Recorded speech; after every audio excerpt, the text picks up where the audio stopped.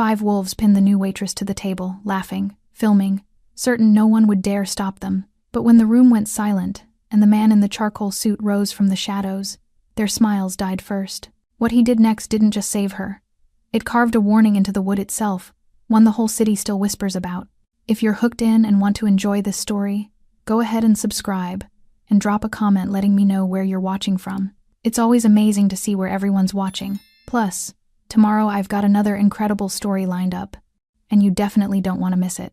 Alright, back to the story. The scent of dark roasted coffee beans and lemon oil wood polish usually made Griffin's Corner feel like a sanctuary. It was the kind of place that existed out of time. A warm, golden-lit refuge tucked away in a district where the streetlights had been shot out years ago and never replaced. Inside, the jazz was soft, the bread was warm, and the outside world, a world of gray concrete and desperate people, felt a million miles away. But tonight, the air felt different. It didn't smell like safety. It smelled like ozone, sharp and metallic, the way the sky smells right before a storm breaks the levees. Alice Howard stood behind the polished mahogany counter, her fingers white-knuckled around a damp rag. It was only her 5th shift. She was 24, but in the dim amber light, with her dark hair pulled back in a severe, sensible bun, and her modest white blouse buttoned to the collar, she looked younger. She looked like someone trying very hard to be invisible. She kept her eyes on the wood grain she was polishing, avoiding the gaze of the few regulars scattered around the room. She needed this job. She needed the cash tips that didn't go through a payroll system, the kind of money that couldn't be traced by the man she had left 3 cities behind. Every time the heavy brass bell above the door chimed, Alice's heart hammered a frantic rhythm against her ribs, a reflex born of 3 years of walking on eggshells. But when the door swung open at 8:15 p.m., it wasn't her past walking in. It was something arguably more volatile. The door didn't just open. It was thrown back on its hinges, the glass rattling in the frame. The low hum of conversation in the restaurant died instantly. The jazz music seemed to fade into the background, strangled by the sudden intrusion of noise. A pack of 5 men spilled into the room, bringing the cold, wet air of the street with them. They were young, loud, and practically vibrating with an unearned sense of ownership. They didn't look like customers. They looked like conquerors surveying a captured village. Leading them was a man who looked like he had been carved out of steroids and bad intentions. He wore a tight white t-shirt beneath a black vest that strained against a chest built in a prison weight room. His arms were thick, his neck non-existent, and his face wore a perpetual sneer of aggressive amusement. Flanking him were 4 others, a uniform of denim jackets and hooded sweatshirts, their eyes darting around the room, cataloging weaknesses, looking for something to break. Alice felt the old, familiar ice slide down her spine. She knew these men, not by name, but by type. They were the wolves who prowled the district, the ones the local cops ignored because paperwork was tedious and fear was easier to let slide. "Table for 5, the leader bellowed, not asking but announcing. He didn't wait for the host. He simply strutted toward the center of the room, his boots heavy on the hardwood floor. The other customers, an elderly couple near the window, a tired man nursing a beer, looked down at their plates. The survival instinct in Griffin's Corner was simple. Don't make eye contact. Alice froze. The host was in the back. The manager was in the office. It was just her. "Hey, sweetheart." The voice cracked like a whip. The leader had spotted her. Alice took a breath, holding it in her lungs like a shield, and stepped out from behind the counter. She grabbed 5 menus, clutching them to her chest. "Right this way," she said, her voice trembling despite her best efforts to steady it. She led them to table 12, a large round booth near the center. As they sat, they didn't scoot in. They sprawled. They took up space aggressively, legs spread into the aisle, elbows jutting out. The leader, the one in the vest, looked Alice up and down with a predatory grin that made her skin crawl. "You're new," he said, ignoring the menu she placed in front of him. "I haven't seen you around here." "Pretty little thing like you. Dangerous neighborhood for a pretty thing. Can I get you started with drinks?" Alice asked, her eyes fixed on the notepad in her hand. "I want a beer," one of the denim-clad lackeys shouted, laughing as if he'd said something hilarious. "And I want to know what time you get off." The table erupted in laughter. It was a harsh, jagged sound. Alice felt the heat rising in her cheeks, not embarrassment, but pure, unadulterated fear. "I'll get your drinks," she whispered, turning to leave. She didn't make it 2 steps. A hand, thick and calloused, shot out and clamped around her wrist. Alice gasped, instinctively yanking back. But the grip was iron. The leader held her fast, his smile widening into something cruel. "I wasn't done talking to you, sweetheart. It's rude to walk away. Please let go," Alice said, the panic rising in her throat, choking her. "Or what?" The leader sneered. He stood up, towering over her. "You gonna call the cops? They don't come down here. You gonna call your boyfriend? He ain't here either." The atmosphere in the restaurant shifted from tense to terrifying. The air crackled with the metallic taste of violence. "I said let go!" Alice cried out, her voice breaking. The leader didn't let go. Instead, he pulled. It happened so fast the other customers barely processed the movement. With a violent jerk, the leader spun Alice around and slammed her backward onto the table. The wood groaned under the impact. The air left her lungs in a pained whoosh. Before she could scramble up, he was leaning over her, pinning her shoulders down with his weight. His friends surrounded the table, hooting and cheering, their faces twisted in glee. One of them whipped out a cell phone, the camera flash blinding her. "Look at her," the leader roared, looking at his friends, playing to his audience. "Feisty one, look at her shake." Alice lay there, pinned against the hard wood, tears hot and stinging in her eyes. The humiliation was a physical weight, heavier than the man holding her down. She was trapped, surrounded. The smell of the leader's cheap cologne and stale tobacco filled her nose, suffocating her. "Please," she thought, squeezing her eyes shut. "Please, someone help." But in this district, no one helped. That was the rule. Except, there was one person in the room who didn't follow the rules. In the far corner of the restaurant, in a booth bathed in shadow, a man had been sitting alone since 7 p.m. He wore a charcoal suit that cost more than the building they were standing in. His shirt collar was unbuttoned, revealing tattoos that crept up his neck like dark ivy ink that spoke of a history written in violence. Dennis Griffin had been watching the scene unfold with the stillness of a statue. He hadn't moved when the door slammed. He hadn't flinched when the shouting started. He sat with a cup of espresso, his face an unreadable mask of cold, hard stone. But when the leader slammed Alice onto the table, when the fear in her eyes turned to hopelessness, something behind Dennis's eyes shifted. A switch flipped deep in the circuitry of his morality. The restaurant was filled with the raucous laughter of the bullies, the sound of wolves tearing at a rabbit. They were so loud, so drunk on their own power, that they didn't hear the sound of the chair scraping against the floor in the corner. They didn't see the shadow detach itself from the wall. Dennis Griffin rose. He didn't rush. He didn't shout. He adjusted his cufflinks, buttoned his suit jacket, and began to walk toward table 12. His steps were slow, measured, and silent. The bullies were too busy laughing to realize that the temperature in the room had just dropped 20 degrees. They were too busy pinning the new waitress to the table to notice that death was walking across the floorboards to meet them. Dennis Griffin did not perceive the world the way other men did. To the average patron cowering in their booth, the scene unfolding at table 12 was a chaotic blur of noise and fear. It was a terrifying disruption of order. But to Dennis, watching from the shadows of the corner booth, the chaos broke down into a series of cold, mathematical variables. He stared at the espresso cup resting on the table before him.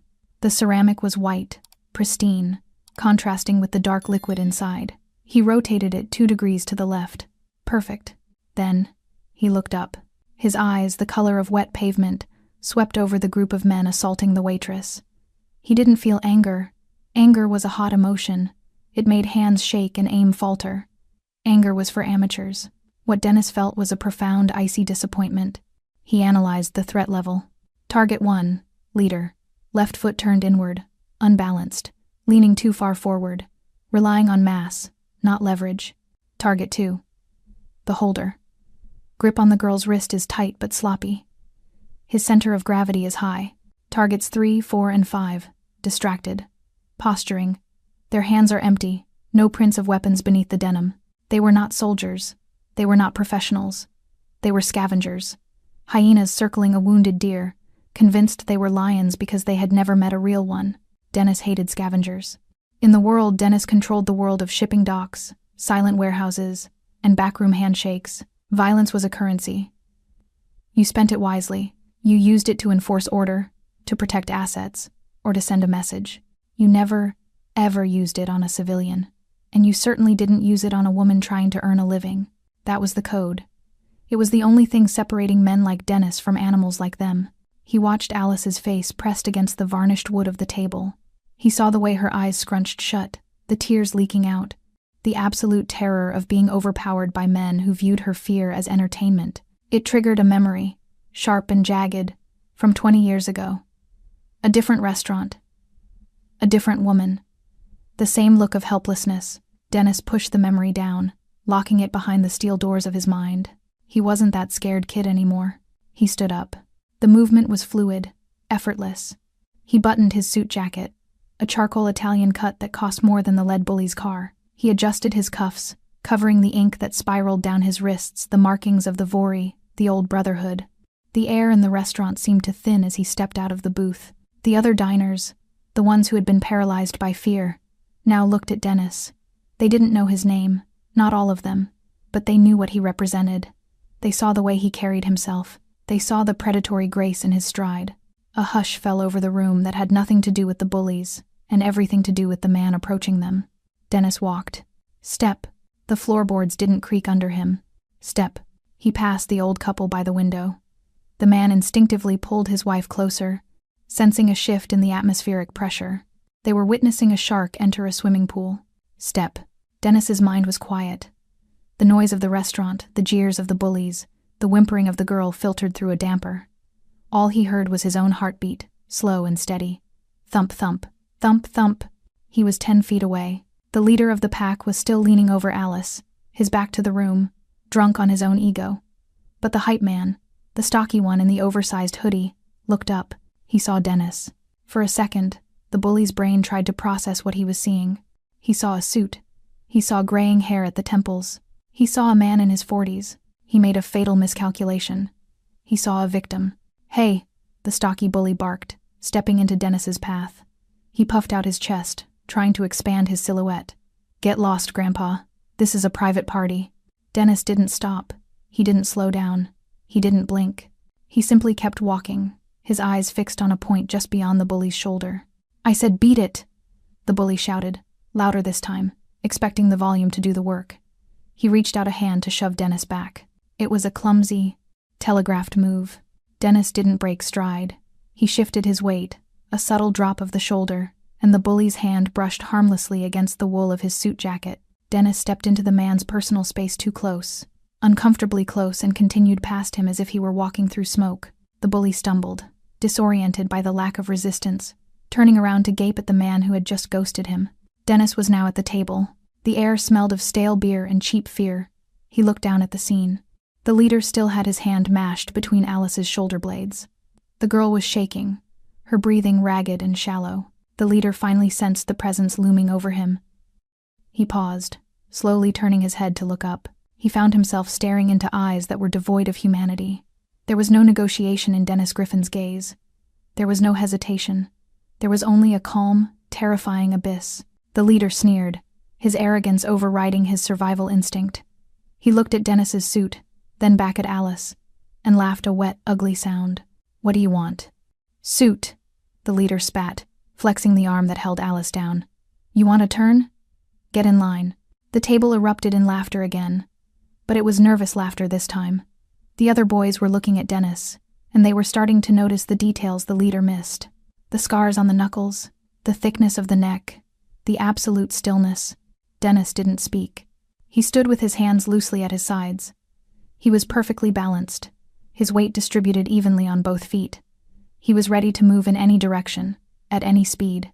He looked at the leader's hand, the hand pinning Alice to the table. Then he looked at the leader's face. The silence stretched. It grew tight and brittle, like a wire pulled until it hums. The jazz music had stopped long ago. The kitchen staff had come out to watch, peeking through the porthole windows of the swinging doors. Dennis took one more step, bringing him within striking distance. He didn't raise his hands. He didn't clench his fists. He just let his presence settle over the table like a lead blanket. The leader's smile faltered. For the first time, a flicker of doubt crossed his eyes. He looked at his friends for backup, but they were frozen, sensing that the predator in the room had finally arrived. Dennis inhaled slowly through his nose. He was calm. He was decided. The calculation was complete. The variable of mercy had been removed from the equation. The silence that hung over table 12 was heavy enough to crush a man's lungs. The leader of the pack, the one with the steroid-thick neck and the arrogance of a king on a dunghill, stared up at Dennis. He was waiting for the flinch. He was waiting for the stutter, the apology, the inevitable retreat that always came when civilians realized they had stepped into the cage with a wild animal. But the man in the charcoal suit didn't flinch. He didn't blink. He just stood there, a monolith of calm in a room vibrating with anxiety. Alice, her cheek pressed against the sticky varnish of the table, looked sideways through a veil of tears. Her heart hammered against her ribs like a trapped bird. She saw the stranger's shoes, polished black leather, immaculate, shining under the dim lights. They looked out of place here. They looked like they belonged in a boardroom, not a brawl. "Run," she pleaded silently. "Just run. They'll kill you." She tried to make a sound, to warn him, but the leader's hand was still heavy between her shoulder blades, pinning the breath in her throat. "I asked you a question, old man," the leader sneered, his voice loud, performing for his friends. "You deaf? I said get in line or get lost." The other bullies chuckled, but the sound was thin. It lacked the raucous confidence of a minute ago. They were shifting in their seats, their eyes darting from their leader to the stranger. Animals have instincts, and the hair on the back of their necks was standing up. They sensed what the leader was too stupid to see. The predator had changed. Dennis didn't look at the leader's face. He didn't look at the sneering mouth or the clenched fists. His gaze was fixed on a single point, the heavy, calloused hand pressing Alice down. When Dennis finally spoke, the sound didn't carry across the room. It didn't need to. It was a low, resonant baritone, smooth as velvet and cold as liquid nitrogen. "Take your hands off her." It wasn't a request. It wasn't a shout. It was a statement of fact, delivered with the absolute certainty of gravity. The leader blinked. The sheer audacity of the command seemed to short-circuit his brain for a second. He looked around at his crew, a grin stretching across his face, a mask to hide the sudden flicker of uncertainty in his gut. "Excuse me?" The leader laughed, standing up slowly. He took his hand off Alice, but only to puff his chest out, to maximize his height. He was big, tall, broad, and thick with muscle. He towered over most men, but he didn't tower over Dennis Griffin. As the leader straightened to his full height, he found himself eye to level eye with the man in the suit. Alice, suddenly free of the weight, scrambled up into a sitting position. She pulled her knees to her chest, gasping for air, her blouse disheveled. She looked at Dennis, expecting to see fear, expecting to see him backing away now that the giant was standing. Instead, she saw a stillness that terrified her more than the bully's rage. Dennis stood with his hands loosely clasped in front of him, his posture relaxed, his breathing undetectable. He looked like a man waiting for a bus, not a fight. "You got a death wish." "Pops," the leader growled, stepping into Dennis's personal space. He let his spit fly, trying to provoke a reaction. "You think because you're wearing a nice suit, you're safe? This is my town. This is my restaurant. You have 3 seconds, Dennis said. His voice hadn't raised a decibel. To apologize to the lady and leave. The leader's face turned a mottled shade of red. The disrespect was too much. The humiliation of being talked down to in front of his crew was burning him alive. "Or what?" the leader roared. He shoved Dennis hard in the chest. It was a shove meant to send a man stumbling backward, meant to knock the wind out of him. Dennis didn't move. He didn't stumble. He didn't rock back on his heels. It was like shoving a support column. The leader's arms jarred with the impact, the force reverberating back into his own shoulders. The room went deathly silent. Alice covered her mouth with her hand. The other bullies froze, half risen from their seats. The leader stared at his own hands, then at Dennis, confusion warring with rage. "You think you're tough?" he screamed, desperate to regain control of the narrative. He pulled his fist back, telegraphing a haymaker that would have taken a normal man's head off. "I'm going to break your—" Dennis moved. It wasn't a blur. It wasn't frantic. It was efficient. Before the leader could launch the punch, Dennis's left hand shot out. He didn't block the strike. He intercepted the threat. His fingers, long and deceptively elegant, clamped around the leader's right wrist. The sound of the grip was audible, a slap of skin on skin, followed instantly by the crunch of compression. The leader's eyes bulged. He tried to yank his hand back, but he couldn't. He was tethered. Dennis held him with a grip that felt like a hydraulic press. "One," Dennis whispered. "Let go of me!" the leader shrieked, the bravado evaporating instantly, replaced by the shocking, electric jolt of pain. He swung his other fist wildly. Dennis caught that one too. Now he held the bully by both wrists, arms crossed awkwardly in front of him. Dennis stepped in closer. so close that the leader could see the individual flecks of gray in his steel eyes. "You made a mistake," Dennis said softly. The tone wasn't angry. It was almost educational. "You thought fear was power. You thought because she was smaller than you, she was weak." "Let him go!" one of the other bullies yelled, finally finding his voice, kicking his chair back. Dennis didn't look away from the leader. He tightened his grip. The leader's knees buckled as the pressure on his wrist bones approached the breaking point. A high, keen whine of pain escaped the bully's throat, a sound that shamed him. Alice watched, mesmerized and horrified. She had never seen violence like this. This wasn't the messy, flailing violence of the street. This was control. This was mastery. "Please," Alice whispered, her voice trembling. "Sir, don't." Dennis's eyes flicked to her for a split second. The coldness thawed, just for a heartbeat. He saw the terror in her eyes, not for herself anymore, but for what was about to happen. He looked back at the leader, who was now sweating profusely, his face pale. "I gave you a chance to leave," Dennis said, his voice dropping to a register that vibrated in the floorboards. "You chose to stay." The leader's eyes were wide, pleading, the arrogance extinguished like a candle in a hurricane. He realized, too late, that he wasn't the hunter. He was the prey. Dennis twisted his wrists. The sound was hideous. It wasn't the dull thud of a fist hitting meat, the sound familiar to anyone who grew up in this neighborhood. It was the dry, sharp crack of structural failure, like a dry branch snapping in a winter storm. Dennis twisted his wrists. The leader's right arm rotated past the point where joints are designed to go. The radius bone gave way with a sickening pop that echoed off the high tin ceiling. The scream that followed tore through the restaurant, raw and high-pitched, stripping away every ounce of the leader's masculinity. He dropped to his knees, not out of submission, but because his body simply collapsed under the shock of the pain. Dennis released him, and the man curled into a ball on the floor, clutching his ruined arm, sobbing into the dust. For a heartbeat, the room was frozen in a tableau of horror. The remaining 4 bullies stared at their fallen king, their brains unable to comprehend how the hierarchy had been inverted so violently, so quickly. Then, instinct took over. "Get him!" the stocky hype man roared, his face twisting into a mask of rage. He lunged. It was a wild haymaker swing, fueled by adrenaline and stupidity. Dennis didn't even unclasp his hands. He simply stepped inside the arc of the punch, with a movement almost too fast to track. He drove his elbow into the man's solar plexus. The air left the bully's lungs in an explosive whoosh. As the man doubled over, gasping for oxygen that wouldn't come, Dennis placed a hand on the back of his neck and guided his face downward. Crack. Dennis slammed him face first into the edge of table 12. The bully bounced off the wood and crumpled to the floor, blood streaming from a broken nose, instantly unconscious. 2 down. 3 seconds elapsed. Alice, pressed against the back of the booth, covered her mouth with both hands to stifle a scream. She watched with wide, trembling eyes. This wasn't a fight. A fight implied 2 sides struggling for dominance. This was an execution. It was a demolition. The 2 denim-clad lackeys hesitated. They looked at the carnage on the floor, the leader sobbing, the hype man out cold, and then at the man in the suit, who hadn't even broken a sweat.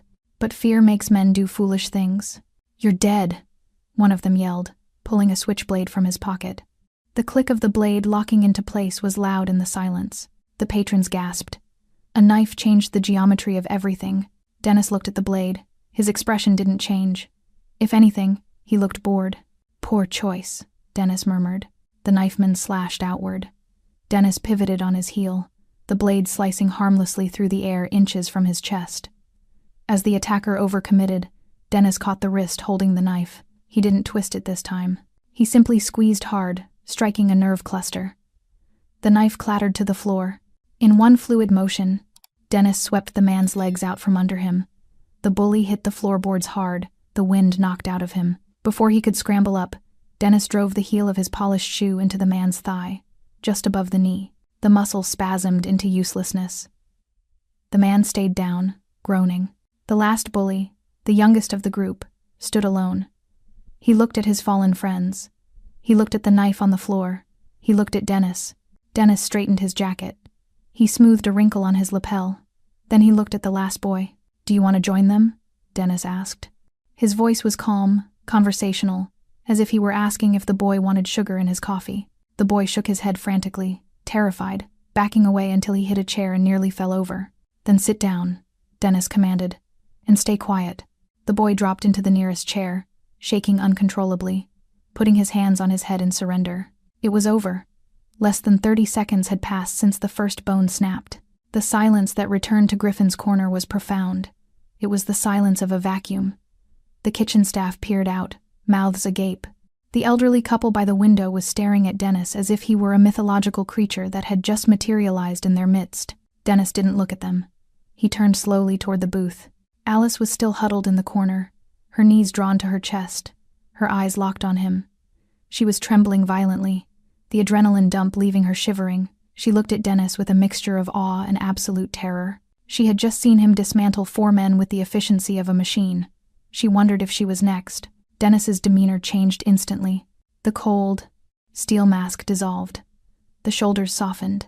He stepped toward her, but he stopped a respectful distance away, giving her space. "Are you hurt?" he asked. His voice was gentle. It was the voice of a father checking for monsters under the bed. The contrast between the violence he had just inflicted and the tenderness in his tone was staggering. Alice couldn't find her voice. She shook her head mutely, tears spilling over her lashes. Dennis reached into his pocket. Alice flinched, but he didn't pull out a weapon. He pulled out a pristine, white handkerchief. He offered it to her. "Take a breath," he said softly. "It's over. You're safe now." Alice reached out with a shaking hand and took the cloth. It smelled of expensive cologne and starch. She pressed it to her face, inhaling the scent, trying to ground herself. "Who?" she choked out, lowering the handkerchief. "Who are you?" Dennis didn't answer immediately. He looked down at the leader of the bullies, who was still whimpering on the floor, clutching his broken arm. Then he looked back at Alice. "Just a customer," he said. But before Alice could ask anything else, the sound of sirens cut through the night air. Blue and red lights flashed against the rain-streaked windows, painting the room in chaotic bursts of color. The youngest bully, the one sitting in the chair, looked up with a glimmer of hope. He had texted 911 the moment the leader went down. He thought the cavalry was arriving. He didn't realize that for men like Dennis Griffin, the police weren't a threat. They were an inconvenience. Dennis heard the sirens and didn't even look at the door. He kept his eyes on Alice. "Can you stand?" he asked, extending a hand to help her up. Alice looked at his hand, the hand that had just snapped a man's arm like a twig. Then she looked at his face. She saw no malice there, only a strange, sad protectiveness. Slowly, she reached out and took his hand. His grip was warm, firm, and incredibly gentle. As he pulled her up from the table where she had been pinned, Alice realized that the nightmare was over, but a new story, one far more dangerous and complicated, was just beginning. The arrival of the police did not bring order. It brought a strange, bureaucratic theater that Alice didn't understand. 2 uniformed officers stormed in, hands near their holsters, scanning the room for the threat. The youngest bully, the one trembling in the chair, leaped up, pointing a shaking finger at Dennis. He's crazy. He broke Jake's arm. He's a psycho." The officers followed the finger. They looked at the carnage on the floor, Jake groaning over his shattered radius, the hype man bleeding onto the hardwood. Then, their gaze lifted to the man standing calmly in the charcoal suit. Alice expected handcuffs. She expected shouting. She expected Dennis to be slammed against the wall just as she had been. Instead, the lead officer lowered his hand from his weapon. His posture shifted from aggression to a nervous, deferential stiffness. "Mr. Griffin," the officer said, nodding once. It wasn't a greeting. It was an acknowledgement of hierarchy. "We got a call about a disturbance." Dennis didn't look at the officer. He was busy checking his cufflink. "No disturbance, officer. Just some boys who had too much to drink and fell down. Clumsy," the bully sputtered. "Fell down?" He snapped my arm. "Look at it." The officer looked at the boy, his expression hardening. "If Mr. Griffin says you fell, son, you probably tripped. Now, do you want an ambulance? Or do you want me to run your IDs and see how many outstanding warrants I find?" The silence that followed was suffocating. Alice watched, wide-eyed. In that moment, she realized the man who had saved her wasn't just a strong stranger. He was something much heavier. He was the gravity in the room. The bullies were shuffled out, broken and cursing, loaded into an ambulance that arrived with no sirens. Dennis stayed. He left 10 minutes later, leaving a stack of crisp bills on the counter to cover the damages, and a generous tip for the staff he hadn't spoken to. He didn't say goodbye to Alice. He just gave her a single, curt nod and walked out into the rain. By the next morning, the story had moved faster than the sunrise. In the district, news didn't travel by newsfeed. It traveled by whispers. It moved through the laundromats, the corner stores, and the barber shops. By the time Alice walked to work the next day, the air around her felt different. She kept her head down, clutching her purse, anticipating the usual catcalls or indifferent stares. But they didn't come. A group of teenagers hanging out by the subway entrance stopped talking as she passed. They watched her, not with hunger, but with wide-eyed curiosity. "That's her," she heard one whisper. "The waitress." "Yeah," the one Griffin claimed. Claimed. The word made Alice shiver. It sounded possessive. It sounded permanent. When she arrived at the restaurant, the atmosphere was even stranger. The manager, a sweaty, anxious man named Miller, who usually barked at her for moving too slow, greeted her at the door with a fresh cup of tea. "Take your time getting set up, Alice," Miller said, wringing his hands. "No rush. How are you feeling? Did you sleep okay?" Alice blinked, confused. "I'm fine, Mr. Miller. I can work." Of course, just take it easy." The other waitstaff, two girls who had watched Alice get pinned to the table without lifting a finger, avoided her gaze. They cleaned around her with frantic energy, guilt radiating off them like heat waves. They treated her like she was made of glass, or perhaps like she was a bomb that might go off if jostled. Alice hated it. She didn't want to be special. She wanted to be invisible. Invisibility was safety. Attention was danger. That evening, the restaurant was busier than usual. People were coming in just to look. They glanced at table 12, which remained empty, as if it were a shrine, and then they glanced at Alice. At 7 p.m., the door opened. The chatter didn't stop this time, but it dipped in volume. Dennis Griffin walked in. He looked exactly the same as the night before. Immaculate suit, unreadable expression, dangerous grace. He didn't look around. He went straight to his booth in the corner, sat down, and opened a newspaper. Alice's heart jumped into her throat. Her hands shook as she grabbed the coffee pot. She knew she shouldn't go over there. She knew he probably wanted to be left alone, but the debt she owed him felt like a stone in her chest. She walked to his table. "Mr. Griffin?" Dennis lowered the paper. His eyes were steel gray, devoid of warmth but not unkind. "Coffee. Black, please." Alice poured the coffee. Her hand trembled, rattling the spout against the ceramic cup. Dennis watched the tremor, saying nothing. "I wanted to thank you," Alice whispered, clutching the pot to her chest.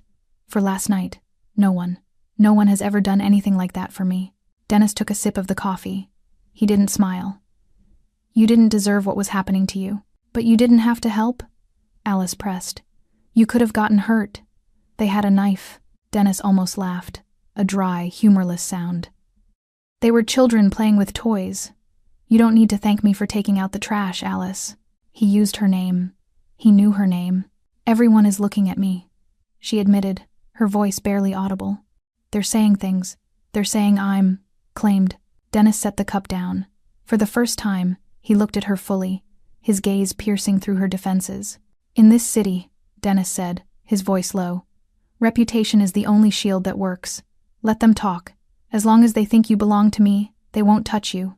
"But I don't belong to you," Alice said, a spark of her old defiance flaring up. Dennis looked at her, and for a second, the mask slipped. He looked tired. He looked like a man carrying the weight of 1,000 sins. "You're right," he said softly. "You don't, but they don't know that. And for your sake, let's keep it that way." He raised the newspaper again, effectively ending the conversation.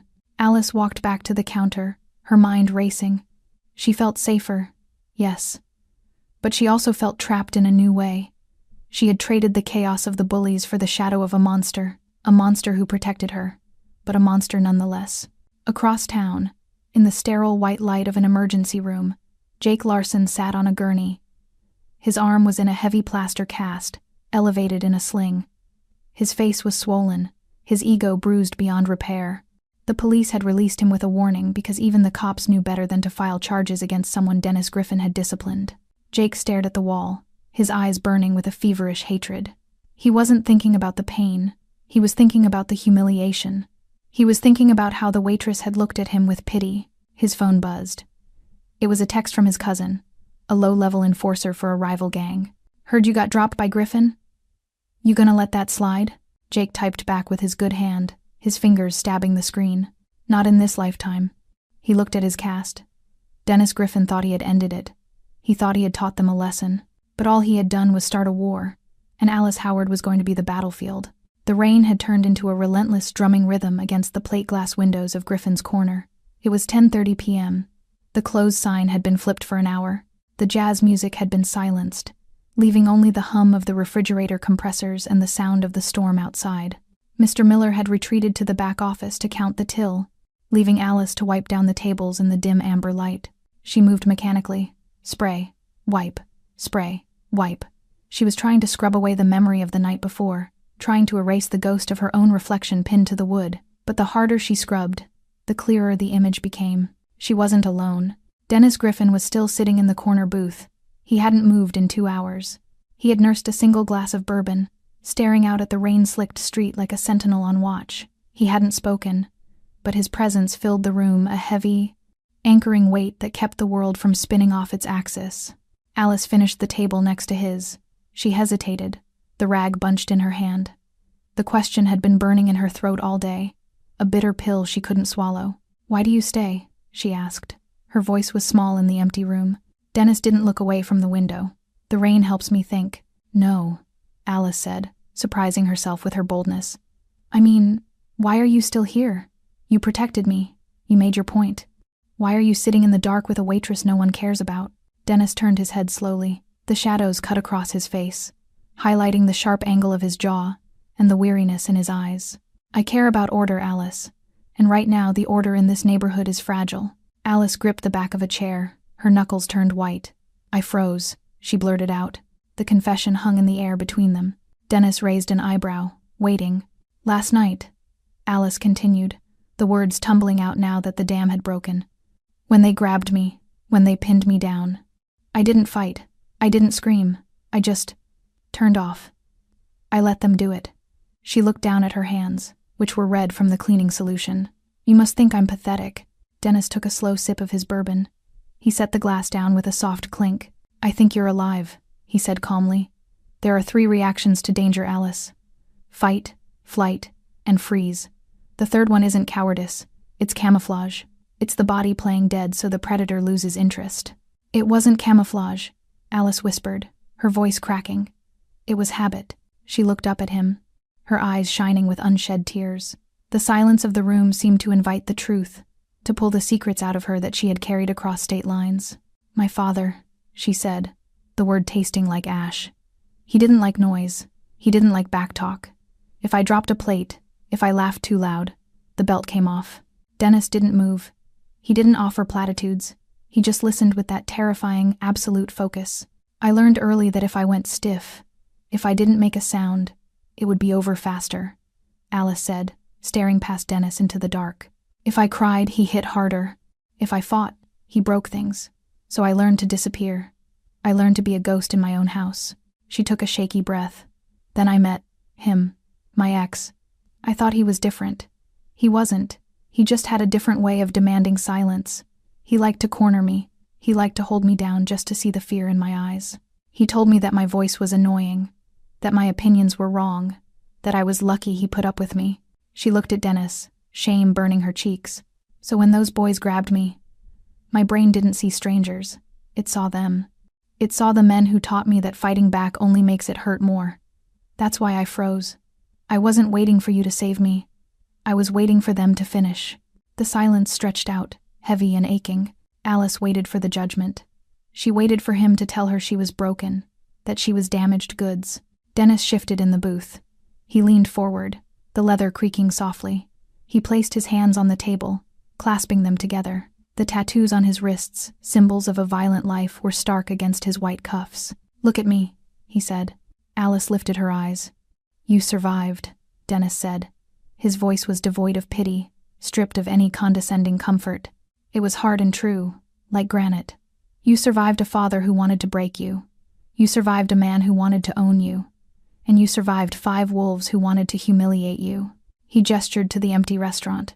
"You are standing here. You are working. You are breathing. That is not weakness, Alice. That is endurance. And endurance is the hardest thing in the world." Alice felt a lump rise in her throat, hot and painful. For the first time in years, she didn't feel like a victim. She felt seen.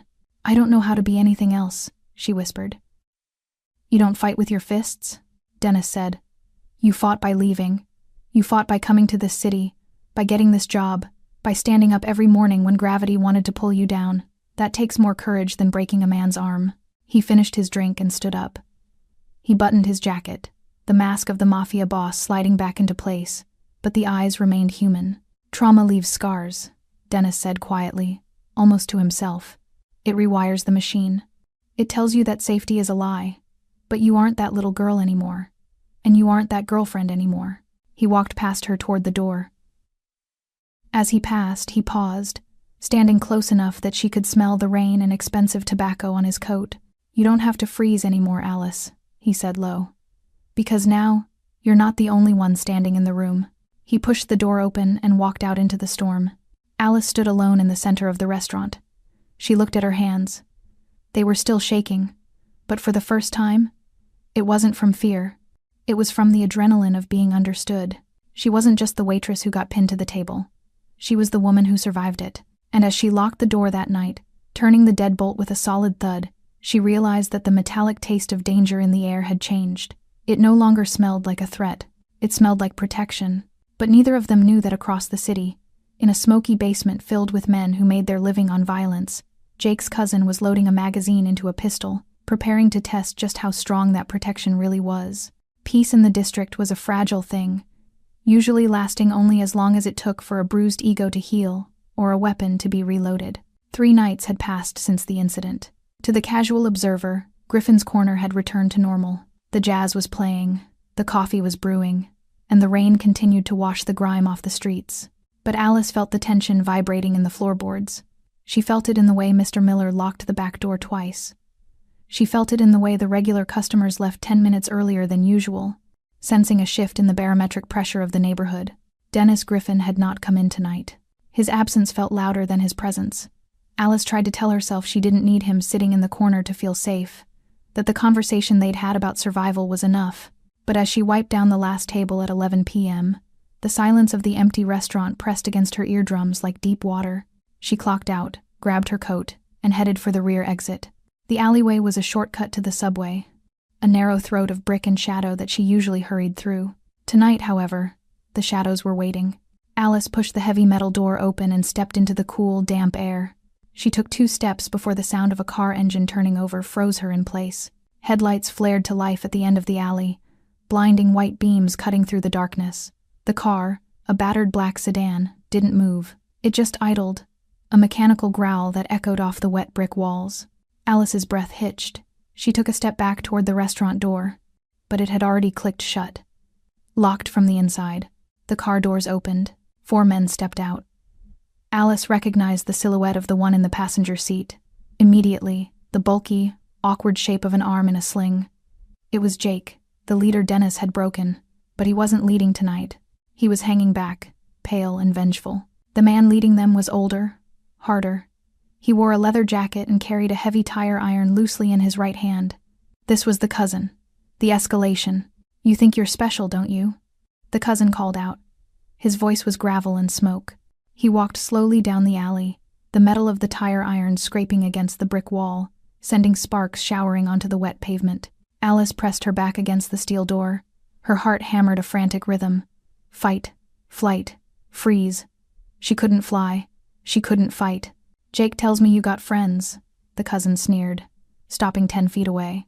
The other 2 men fanned out, blocking the escape route. He tells me some suit thinks he runs this block. Well, the suit ain't here, sweetheart, it's just us. Jake stepped into the light, his eyes burning with a feverish mix of pain and hate. Broke my arm, he spat. We're going to break everything in that restaurant, and then we're going to break you. Alice trembled, but she remembered Dennis's voice. You aren't that little girl anymore. She lifted her chin, terrified but defiant. He'll know, she said. If you touch me, he'll know. The cousin laughed. Let him know. We want him to know. He raised the tire iron. Grab her. The 2 men lunged forward. Alice squeezed her eyes shut, bracing for the impact. But the impact never came. Instead, the alleyway suddenly flooded with light not from the car, but from the rooftops.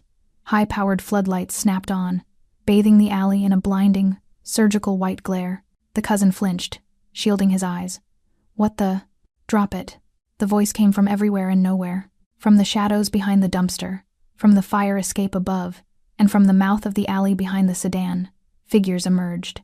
They didn't move like street brawlers. They moved like wraiths. 6 men. All dressed in dark suits, all silent, all heavily tattooed. They held no weapons that Alice could see, but the way they stood suggested they didn't need them. This wasn't a gang. This was a standing army. The cousin froze, the tire iron wavering in his hand. He looked around, realizing too late that the alley wasn't a trap for the girl. It was a kill box for him. From the darkness near the restaurant door right beside where Alice stood, a figure stepped into the light. Dennis Griffin. He hadn't been absent. He had been waiting.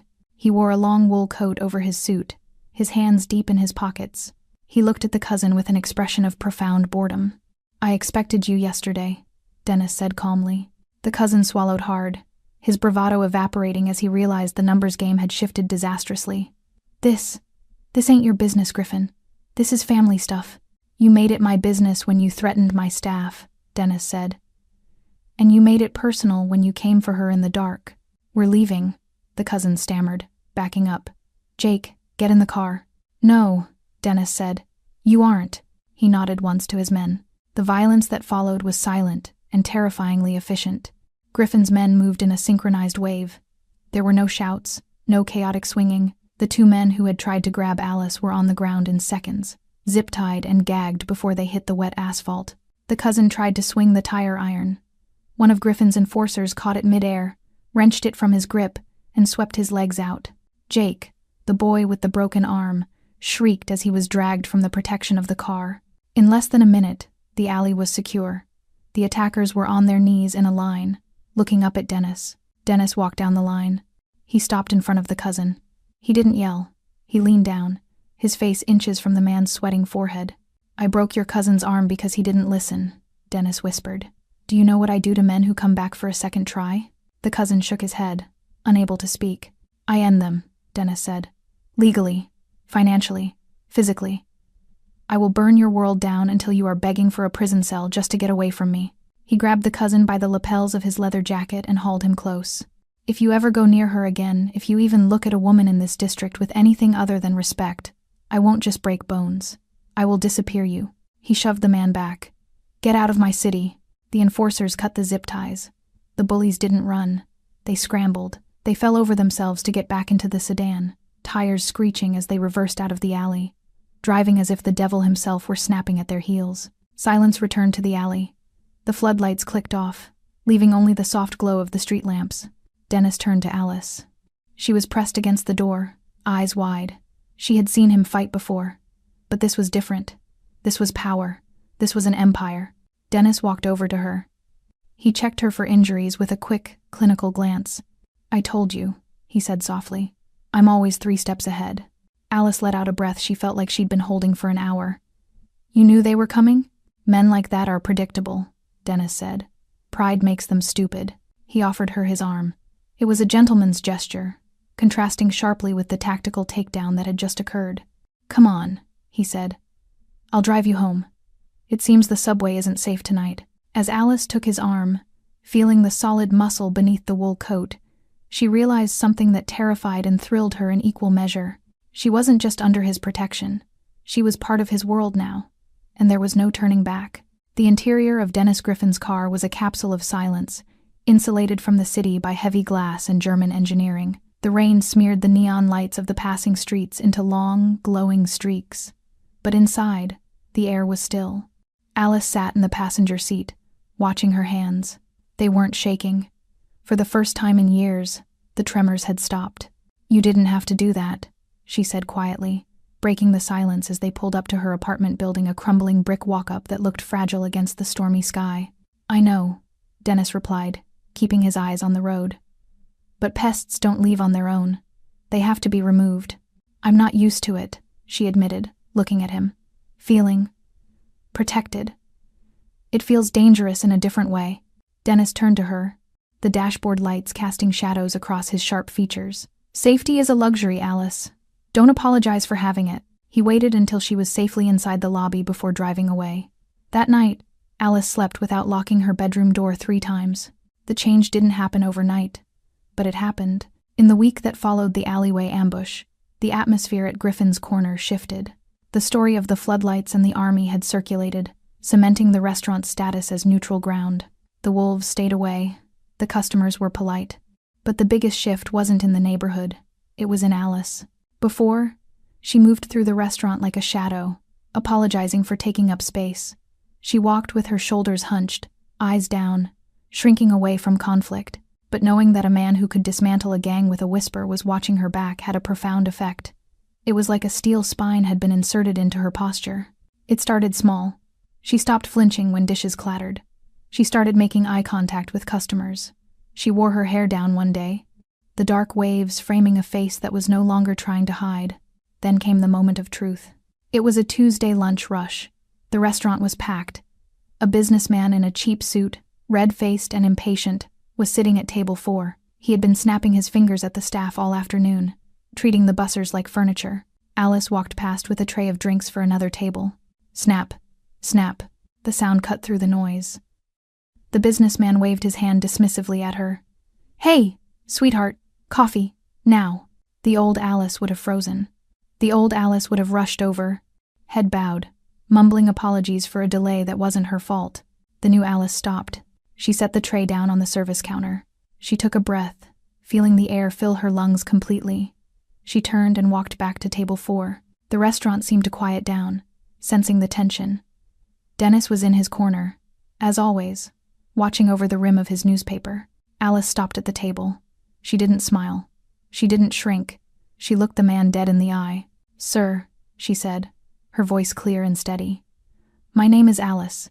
It is written on my name tag." The man blinked, taken aback. "Excuse me? I am not sweetheart," she continued, the tremor in her gut replaced by a cold, hard resolve. "And I am not a dog. You don't snap your fingers at me. If you want coffee, you can ask for it like a gentleman.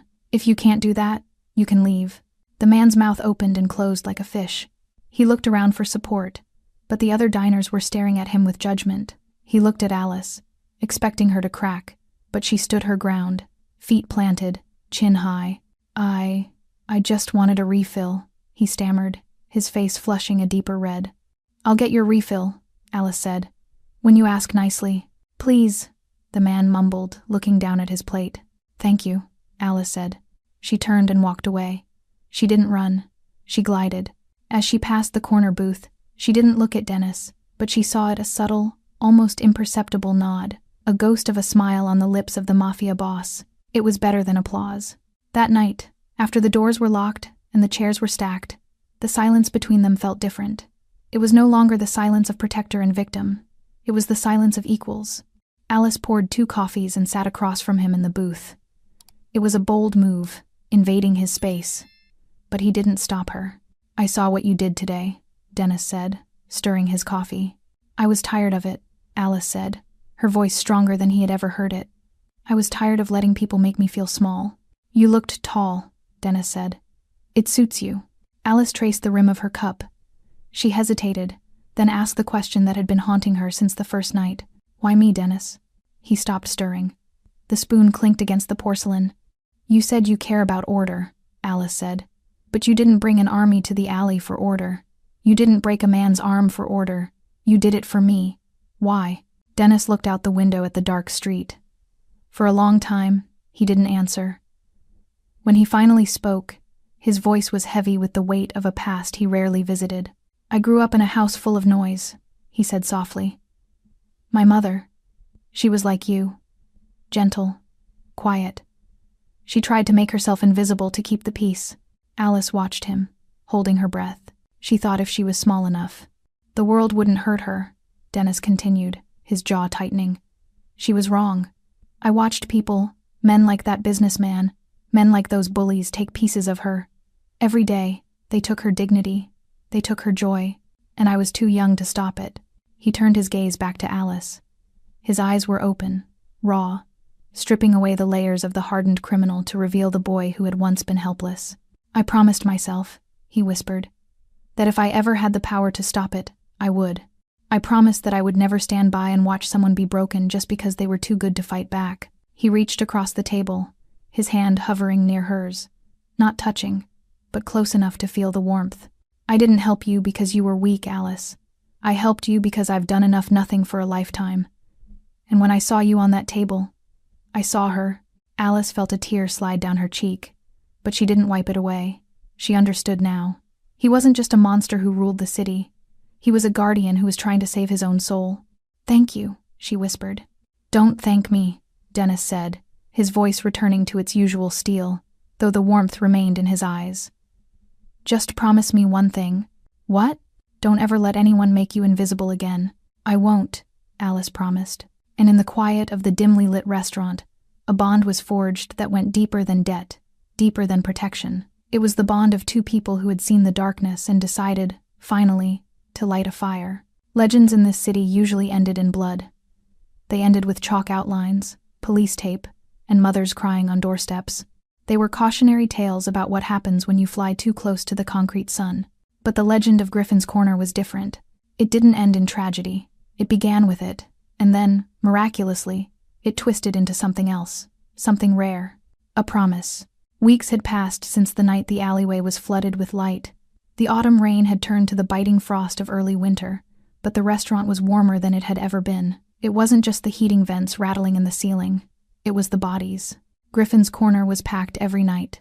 Word had traveled through the district's nervous system, from the nail salons to the auto shops, from the corner boys to the grandmothers watching from second-story windows. The story had mutated, as stories do. In some versions, Dennis Griffin had fought off 20 men. In others, he hadn't lifted a finger, just stared them into submission. But the core truth remained absolute. The waitress is off limits. The restaurant is sanctuary. Alice moved through the crowded room with a tray balanced on her shoulder. The transformation in the atmosphere was palpable.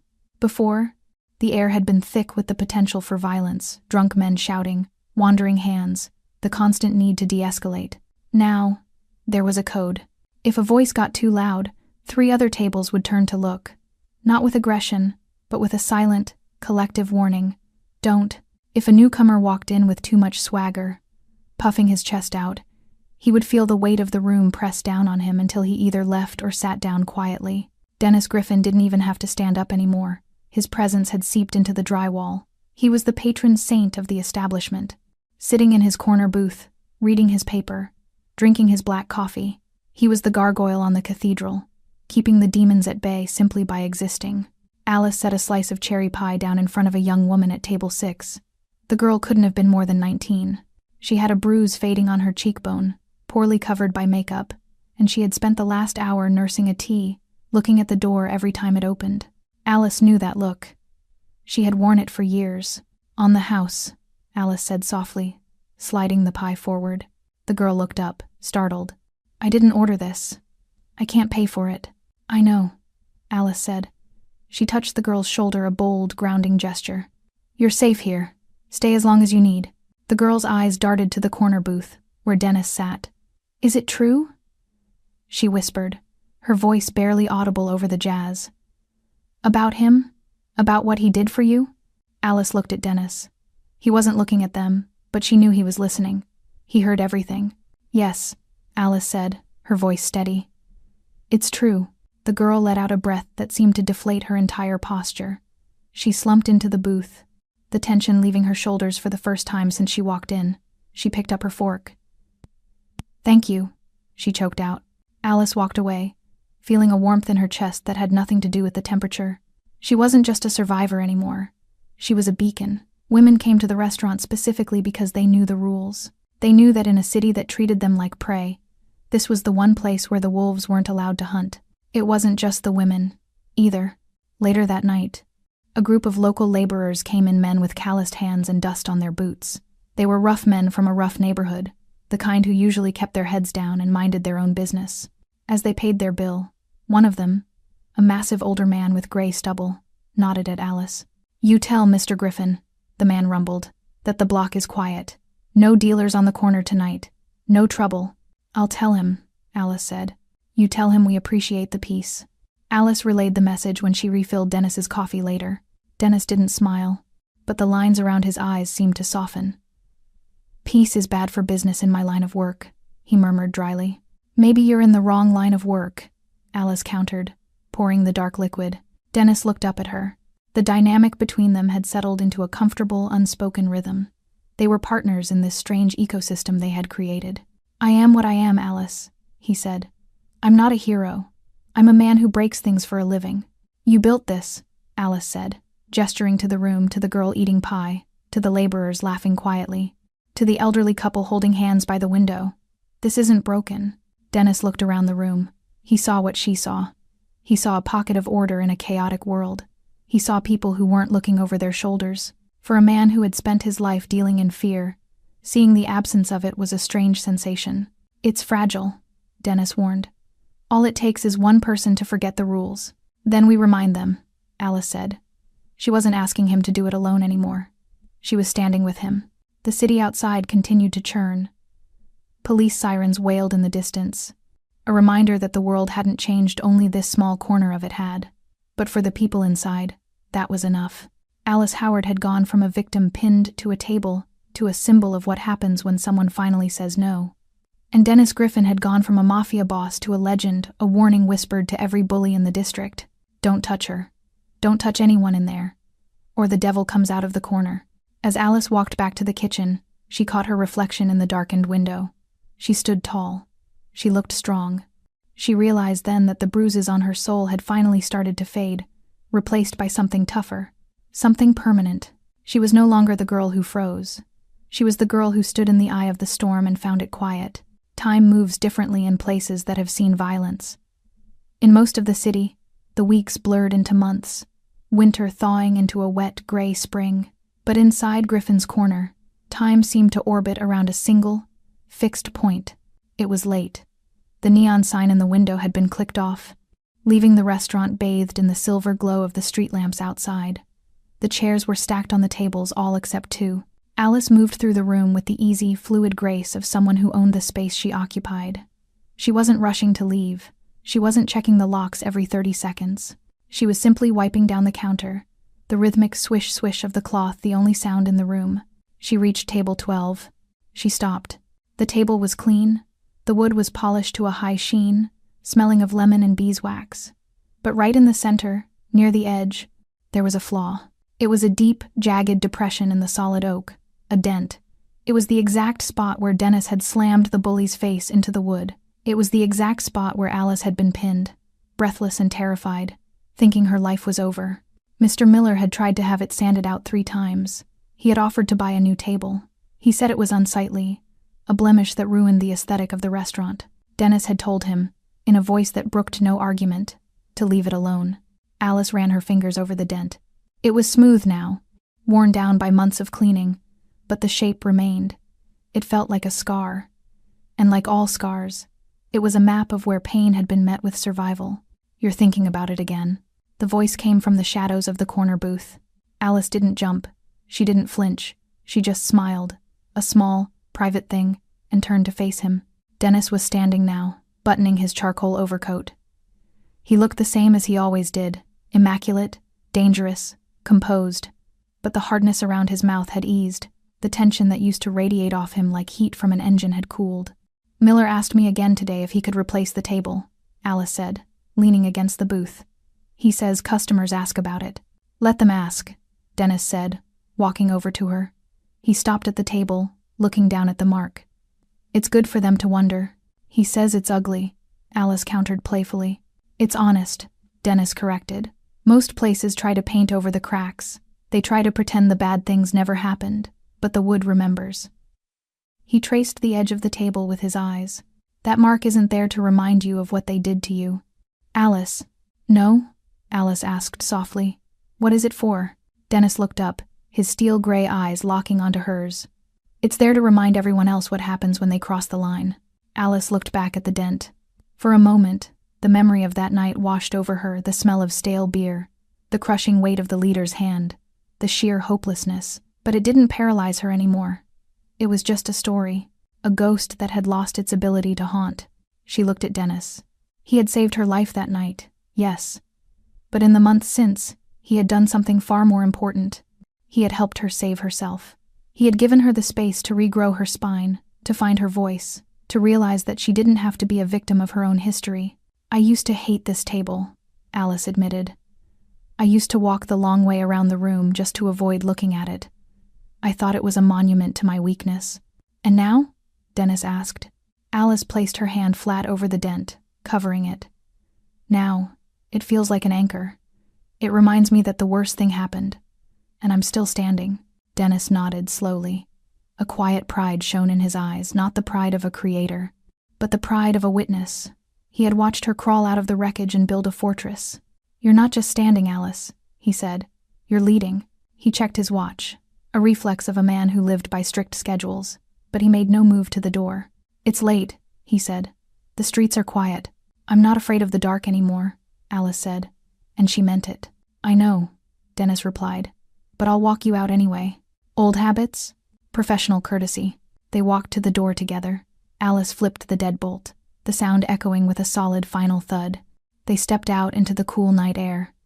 The city was asleep, or as asleep as this district ever got. A siren wailed a few blocks over, but it sounded distant, irrelevant. Dennis walked her to the corner, where he usually turned left toward his car, and she turned right toward her apartment. They stopped under the flickering street lamp. Dennis, Alice said. He paused. Alice. She wanted to say so much. She wanted to thank him for the 1,000th time. She wanted to ask him if he ever got tired of being the monster who kept the other monsters away. She wanted to know if he had found as much peace in this restaurant as she had, but she realized she didn't need to say any of it. It was all there, in the silence between them. See you tomorrow? She asked. 7 p.m., Dennis said. Black coffee. I'll have the pot ready. He turned to leave, but stopped. He looked back at the restaurant, at the dark windows, at the sanctuary they had defended. Then he looked at her one last time. You're safe here, Alice, he said. His voice was low, a rumble of thunder that had passed. As long as that table stands, and as long as I'm breathing, you're safe. I know, she whispered. Dennis turned his collar up against the wind and walked away, disappearing into the shadows from which he had emerged. Alice watched him go until he was just a silhouette against the city lights. Then she turned and looked back at Griffin's corner. Through the glass, she could just barely make out the shape of table 12. The dent was invisible in the dark, but she knew it was there. A scar, a warning, a promise. She smiled, turned on her heel, and walked home. Her footsteps on the pavement were loud, steady, and unafraid. Thanks for sticking with this story till the end. If you enjoyed it, you're going to love the next one. It's packed with unexpected turns and heartfelt moments. Click the image on your screen to keep the journey going, and make sure to hit subscribe for more amazing stories. Drop a comment and rate this story from 1 to 10. I can't wait to see what you think.